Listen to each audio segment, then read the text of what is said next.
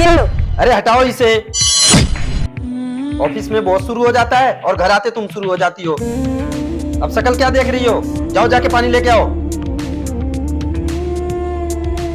अच्छा भाभी मैं निकलती हूँ। ठीक है, ये लीजिए पानी। ये क्या पानी लेकर आई है? तुझे पता है ना कि मुझे ठंडा पानी पसंद है। जैसे चेंज करके ले आ। ये लीजिए पानी। आज आप इतना क्यों चिल्ला रहे हैं? रात के लिए चाय बना लाऊं? अरे नहीं पीनी है मुझे चाय तेरी।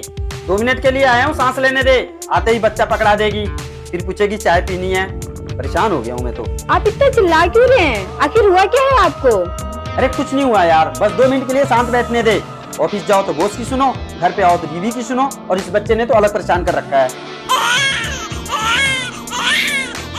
अरे जा यार, इस बच्चे को चुप करा।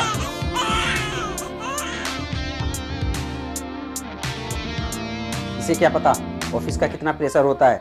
कोई काम धाम तो होता नहीं इसके पास, दिन भर खाली पड़ी होती है। क्या कहा आपने? मैं पूरे दिन खाली रहती हूँ? आपको क्या लगता है घर का काम करना आसान है? शुक्र मनाओ आपको घर का काम नहीं करना पड़ता, नहीं तो आपके ऑफिस के काम से ज्यादा ना घर का काम मुश्किल लगता। पूरे 24 घंटे में ना 18 घंटे काम करती हूँ मैं। घर का काम करना, अपने बच्चे को संभालना, खुद के लिए तो वक्त ही नहीं होता मेरे पास। लेकिन आपको तो सिर्फ ताने मारने आता है। घर के कामों में मैं इतना व्यस्त रहती हूँ कि खुद को तो मैं भूल ही जाती हूँ। लेकिन आपका क्या है, आप तो सुबह नाश्ता करते हो, लंच उठाते हो और ऑफिस के लिए चले जाते हो। एक बार आप मेरी जगह आके देखो कितना मुश्किल होता है एक घर संभालना, उसके साथ साथ एक बच्चा संभालना। और क्या कहा था तुमने? तुम्हें ऑफिस में बॉस के ताने सुनने पड़ते हैं?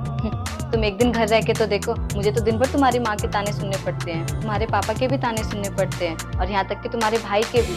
और अब तो तुम भी ताने मारने लग गए हो। मुझे बच्चे को गोद में लेके घर का सारा काम करना पड़ता है, यहाँ तक कि मैं ठीक से खाना भी नहीं खा पाती हूँ क्योंकि मुझे उसे संभालना होता है। लेकिन एक माँ का दर्द तुम कभी नहीं समझ सकते संदीप।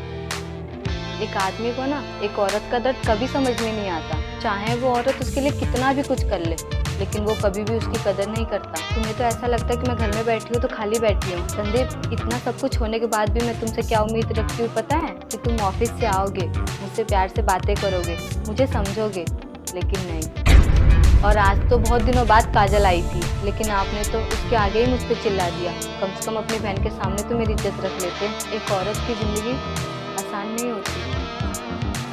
बेटा मुझे इग्नोर मत करना, मैं भोलेनाथ हूँ। इस वीडियो को लाइक और सब्सक्राइब करके कमेंट में मेरा नाम लिख दें।